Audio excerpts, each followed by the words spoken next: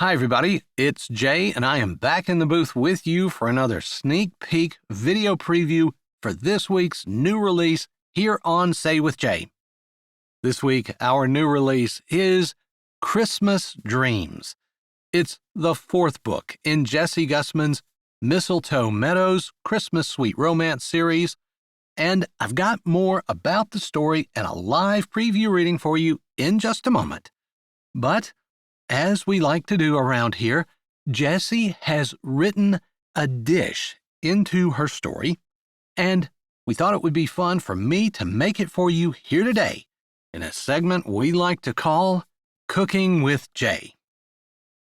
Now, this week, our recipe is Crock-pot Stuffing Balls. Now, I know what you're thinking, but Jay, we just had Thanksgiving here in the U.S. last week, and you're going to have to force yourself to cook and eat more delicious Thanksgiving food? Well, for you guys, I'll suffer through somehow. Now, I've actually never had these before.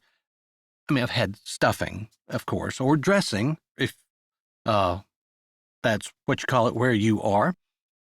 And by the way, my extensive research on the subject, meaning I asked Alexa, as to what the difference is. Over time, the two terms have become interchangeable. So there you go.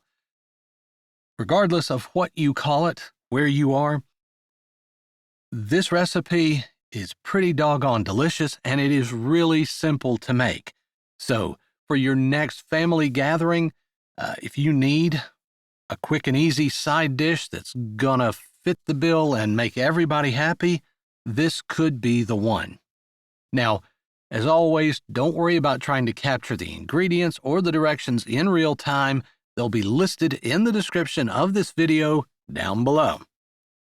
Now, without further ado, let's get started making Crock-pot Stuffing Balls. Let's get started by taking a look at our ingredients. The first thing you're going to need is 3 cups of chicken broth. You're going to need a 12-ounce bag of stuffing mix. You're going to need an egg. You're going to need half a cup of celery chopped and half a cup of chopped onions. You're going to need half a cup of butter or margarine, and you'll need 1 can of cream of chicken soup and 1 can of cream of celery soup. Now, my grocery store had some cream of chicken and mushroom soup, so I'm using that along with the can of cream of celery. So to get started, in a skillet over medium to medium-high heat, you're going to melt your butter and then cook your celery and onions until they start to soften. For me, it was about 7 minutes or so. Once they are softened, set them aside for a moment. Next, you're going to need 2 mixing bowls. In the first, you want to mix up your 2 cans of soup and 1.5 cups of the chicken broth. You're going to want to put a small amount of that soup mixture in the bottom of your crock pot. Set the rest of that soup aside for now. Next, in another bowl, mix your egg and your chicken broth well, and then add in your stuffing mixture and your onions and celery. I found the easiest way to get this all mixed together now is to just get your hands in there and go to town. Once that's all combined really well, then you just want to form that mixture into balls. Make them whatever size you like. I like to do something bigger than a golf ball, smaller than a baseball, but whatever you like is fine. As you make them, set them in your crock pot in that soup mixture. Once you've got them all made, pour the remaining soup mixture over the top. Then put the lid on your crock pot, turn it on high, and let it cook for 2 hours. After 2 hours, you're done. all that's left to do is plate it up with some turkey or chicken or whatever else you're serving and enjoy. There you go. It's really simple and they are really delicious. On that note, if there's anybody in the neighborhood that would like to help me eat the rest of those, I'll be happy to share. Otherwise, it looks like I've got lunch and dinner planned for the rest of the week. Regardless, let's talk a little bit more about Christmas Dreams. Christmas Dreams is the story of Summer LaBach. Summer runs a horse riding therapy business from her family farm. She uses horses and counseling to help people, especially children, in need. And unfortunately, her parents had left her with sizable debts when they passed. And she had been scraping along, but a very expensive medical emergency with one of her horses kind of pushed her over the edge, and now she realizes she has no choice but to sell her family farm. And she's not really sure what she's going to do from here. It's also the story of Gilbert McBride, who we've met in previous books. As you may remember, Gilbert has lost his wife in the previous year, his unfaithful wife, to cancer. And Gilbert has spent the last year trying to rebuild his business, which he nearly lost. And now he's looking for a home to buy in Mistletoe Meadows. The small town atmosphere and close to family is something he's really looking for. And he happens to find Summer's farm. When he realizes the straits that Summer is in, he decides to do a good deed and ask her if she would like to continue her business from the farm. Will that good deed, which was meant to as kind of a thank you for her help with his children after the death of their mother, will that good deed lead to something more, like perhaps a forever love for the two of them? Well, you're going to have to come back this Friday to find out. But for now, here is a reading from the opening of Christmas Dreams. I hope you enjoy it, and then come back this Friday for the full release, here on Say with Jay. Gilbert McBride pushed away from his desk and leaned back in his chair, putting his hands behind his head and looking up at the ceiling. He'd done it, finally. After more than a year of relentless work and effort, blood, sweat, and tears, he had brought his equipment rental business back from the brink of bankruptcy and turned it into a profitable business machine once more. His wife's cancer and subsequent death had almost ruined it. Not just because all of Gilbert's energy was fixated on being with his wife and children during that difficult time, but because his office manager had been embezzling money. She offered discounts to people who paid in cash, then pocketed the cash, not mentioning it in the books, of course, and hadn't paid any of the monthly bills. By the time his lifelong friend had been propositioned by her, the company was on the verge of going belly up.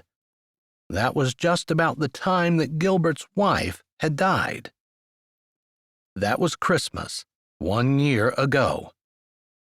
In the last year, he worked relentlessly, building things up again, because he felt he owed it to his 3 children to provide as stable of a home as he could.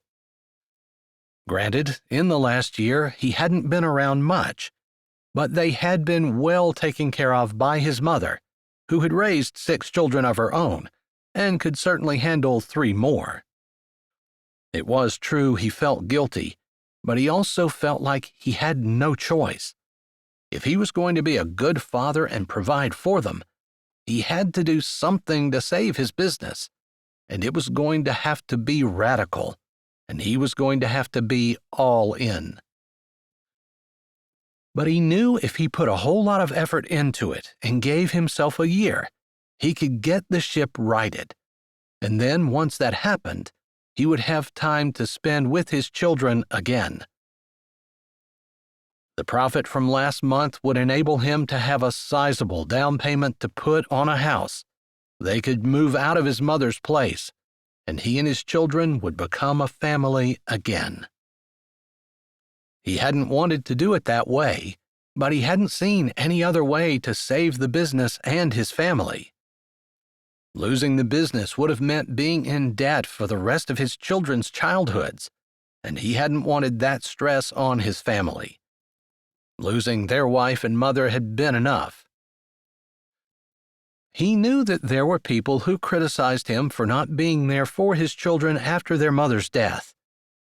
He had taken 2 full weeks to spend entirely with them before he plunged himself into the business, but he couldn't do both.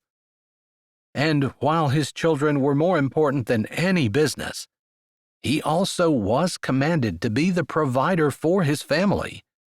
He couldn't just let that go, as much as he might have wanted to hold each one of his children close for as long as he could.